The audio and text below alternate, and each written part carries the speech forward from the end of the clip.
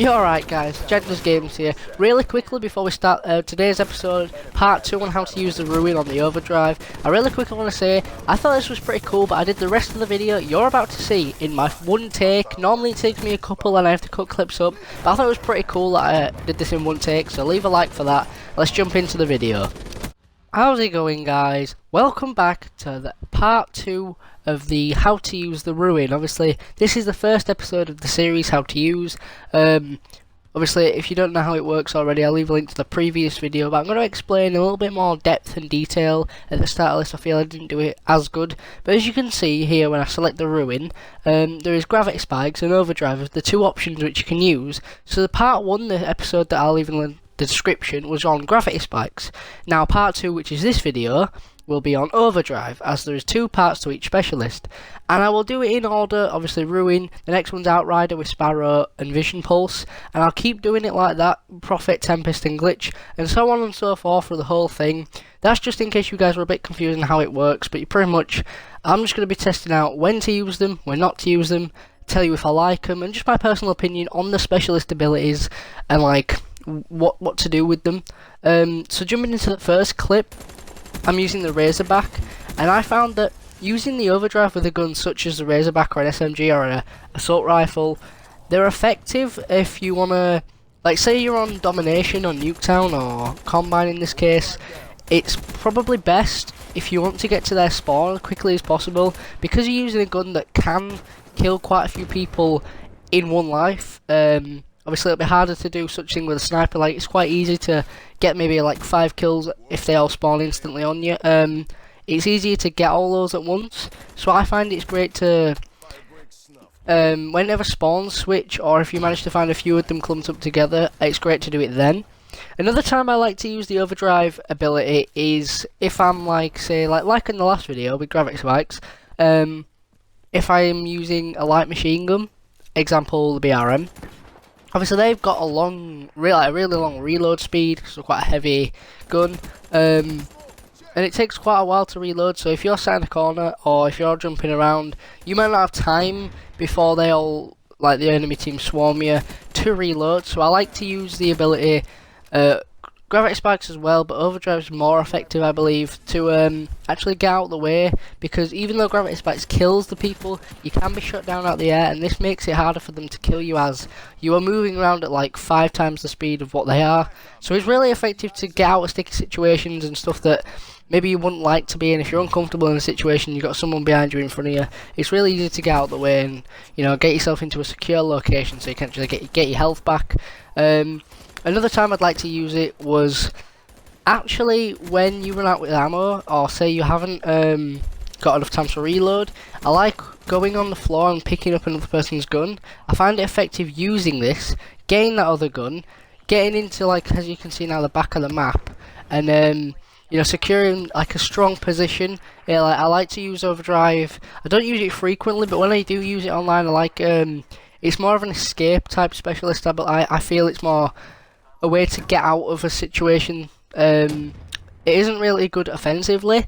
I mean, you could use it obviously if you want to be running around them a lot, but it is risky, as obviously it's harder to just run around a bunch of the enemy team and constantly shoot at them and make sure you kill them. But obviously as you can see here, I like using it on the wall ride to get myself out of that little like tunnel bit so that none of them can get me from behind. I managed to flank around this guy, kill him, then kill the other guy.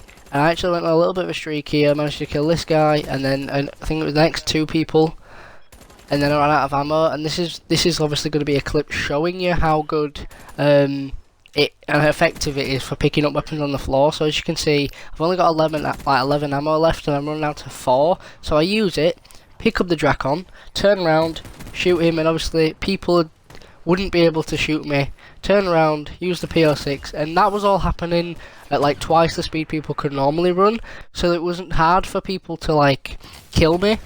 So I like to use it. The time I don't recommend it is sniping. As you can see in the clips now, it's harder to use a sniper light. Obviously I'm using the SVG. Yeah, I can get 1 or 2 kills. It's obviously better for longer range, but obviously if it's close range it's better to get, like I always seem to get 1 kill. and then overdrive to boost out the way, but it doesn't seem to be as effective using a sniper because I can't actually, as well as get away, do the damage like I can with a Razorback or a KN-44. Obviously, you know, when I use the gravity spikes, I kill them, and to get them out of the way. With this, you just literally get yourself out of the way. It doesn't actually affect the team, the opponent, even anywhere, like in any way, shape, or form. So as you can see, sniping them, I get 1 or 2, but then I'm already swarmed. So I think I'd use this mainly if I use an assault rifle or an SMG. You know, just to get like quite a few people when the spawns flip. I like to recommend this if you want to get out of a situation you're not comfortable in.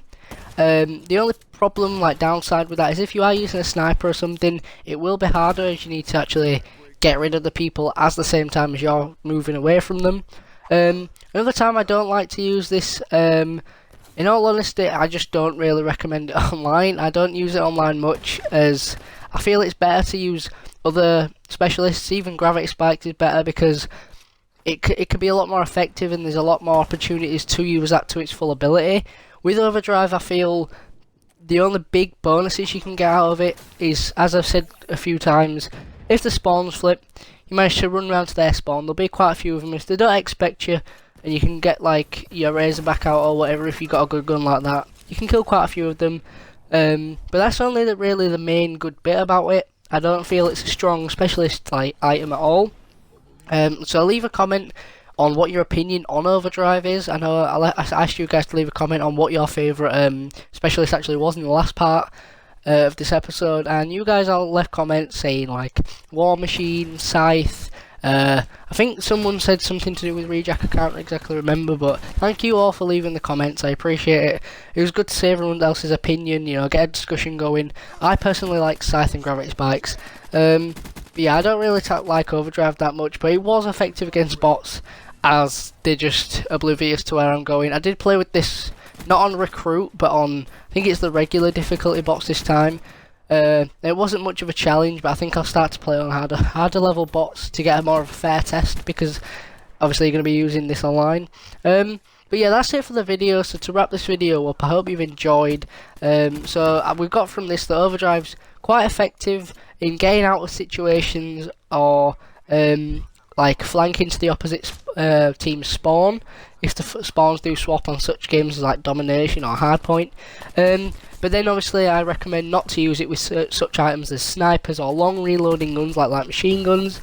But I hope you enjoyed this video. Obviously part 2 of the how to use the Ruin. So that's the Ruin out of the way. I hope you guys enjoyed. If you have, leave a like. Let's see if we can continue this series if you guys enjoy it.